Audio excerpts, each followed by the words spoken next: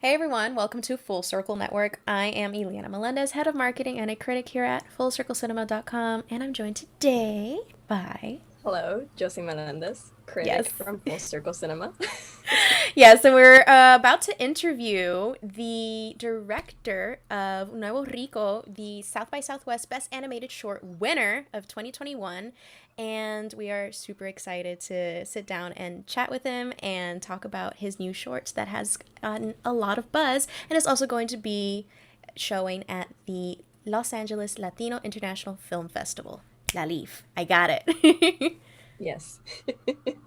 So yeah, let's get into it. Okay, so yeah, I'm just gonna go straight into it. What inspired you to envision Puerto Rico in an Afrofuturistic setting?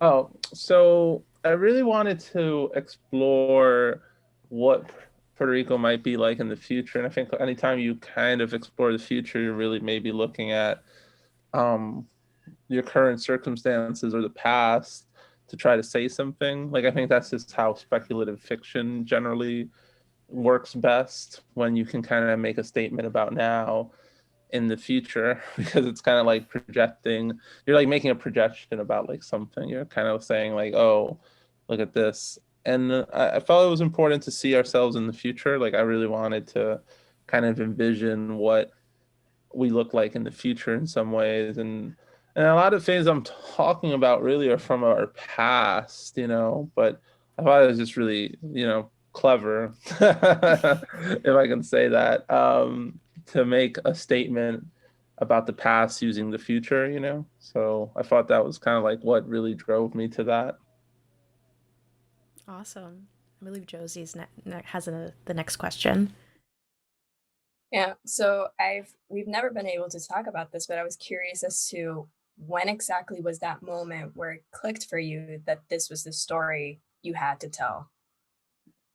I think there's a lot of stories that I think have to be told that haven't been told, and I always think about when I think about Puerto Rico in particular, I think there's a lot of rich history that kind of gets lost in the weeds or isn't really explored or is kind of like hidden.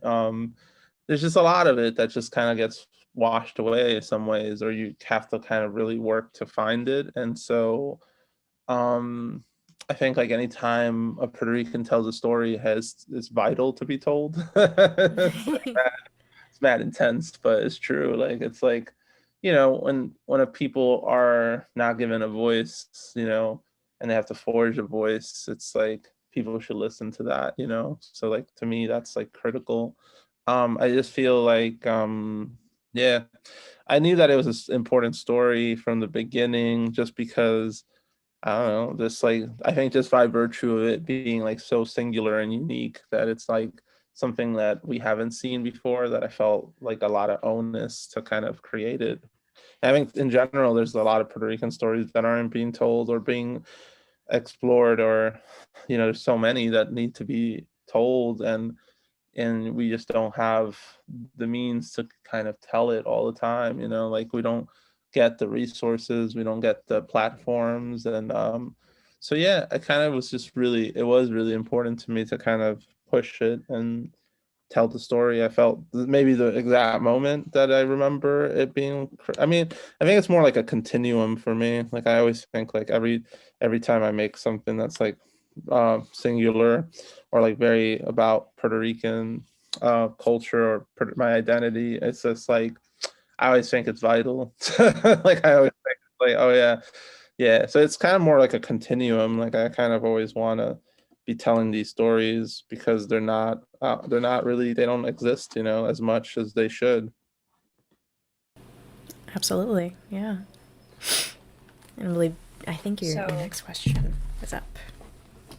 yes, so I actually wanted to ask a question about Vico because Yeah, surprisingly, I really loved Barbie the first time around, but then I found myself being so drawn to Vico.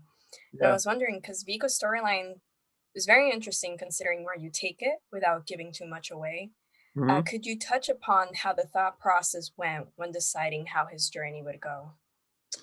I wanted there to be this feeling of like like family, and like I felt like to me the best stories kind of sometimes involve close relationships and families. And like when I was building the story, I knew that there was going to have to be a tension. Like I think it's just like from a storytelling standpoint, having this idea of like tension release, where it's like, oh, like we know that there's going to be like this arc, and I don't want to give it away too much, but like there's something about fame and capita and capitalism that forces like people to pull apart, that I'm like really always fascinated by, because like I think like for the most part, like, capitalism kind of tears people apart. I think, like in a lot of ways, like families can be torn apart by capitalism because of the economic struggles that come with capitalism, like, it's kind of like a little bit about the dark side of capitalism, really, like when I think about it, because it's just like, it's really, really, I think a narrative that we've all been fed pretty much consistently being in a capitalist society is that, well, this is the way it has to be, or this is capitalism is the only system, or this and that, blah, blah, blah. And, but people really don't want to discuss or explore. Maybe, lately it's been more conversational to kind of be more outward about it. But there's this, the idea that capitalism is kind of a flawed system, in some ways, and there could be dark sides to that. And so I kind of wanted to explore that a little bit with Pico and Barbie's journey together. In some ways, I probably told too much about what it's kind of like, where it's coming from, because I just think it's interesting to have them kind of like reach the height of fame, and somehow that's what tears them apart. Like that's interesting to me. Yeah, I honestly, I saw it, and it was that like, dichotomy between them, and with, like you mentioned, the Afrofuturistic setting to tell a story of the past, which, my eyes watered up seeing, the references to Taino mythology. So I really, really commend you for that. So I would like to close with, where would you like to take this story next? Do you see a future for Barbie in this Nuevo Rico universe you've crafted?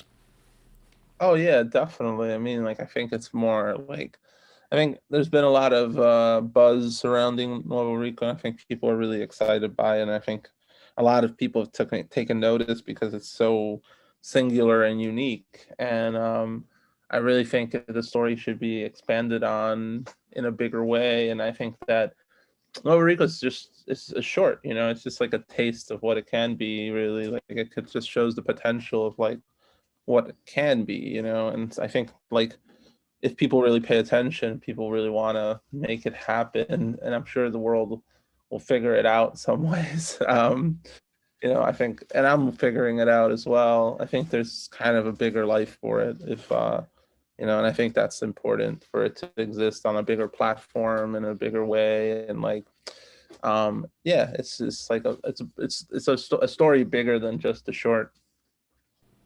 That is wonderful to hear. But yes, thank you so much for sitting with us and answering our Oh, totally. questions. Yeah, anytime. Yeah, like Yeah. I'm chill. Yeah, no, and I mean Josie, yeah. Josie and me are friends, so whenever, it's all Bartending good. virtually. Thank you. Thank you so much, though. This has been really, really awesome. And you are officially my first interview for the Laliff Festival, Yeah. actually. So Yeah. Hybrid. you got the number one spot. Oh, fuck yeah. We're starting Awesome. off real strong. Oh, nice. That's cool. That's really cool. Yeah. Be sure to subscribe to FullCircleCinema.com for more coverage on Los Angeles Latino International Film Festival, and follow us on Twitter and Instagram at Full Circle Cinema for more news, updates, reviews, and all of that jazz. Have a good one.